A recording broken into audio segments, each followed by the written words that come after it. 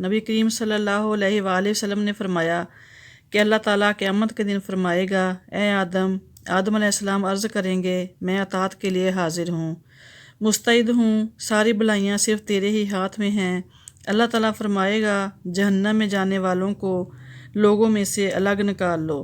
حضرت آدم علیہ السلام عرض کریں گے، اے اللہ جہنمیوں کی تعداد کتنی ہے؟ اللہ تعالیٰ فرمائے گا کہ ہر 1000 میں سے 999۔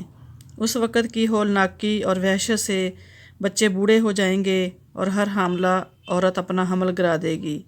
اس وقت تم خوف و دہشت سے لوگوں کو مدہوشی کے عالم میں دیکھو گے، حالانکہ وہ بے ہوش نہ ہوں گے، لیکن اللہ کا عذاب بڑا ہی سخت ہوگا۔ صحابہ نے عرض کیا، یا رسول اللہ صلی اللہ علیہ وآلہ وسلم، وہ ایک شخص ہم میں سے کون ہوگا؟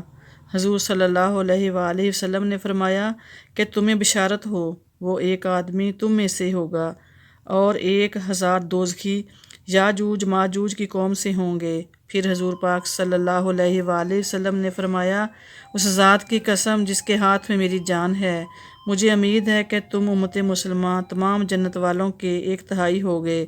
پھر ہم نے اللہ اکبر کہا تو آپ صلی اللہ علیہ وسلم نے فرمایا کہ مجھے امید ہے کہ تم تمام جنت والوں کے آدھے ہوں گے۔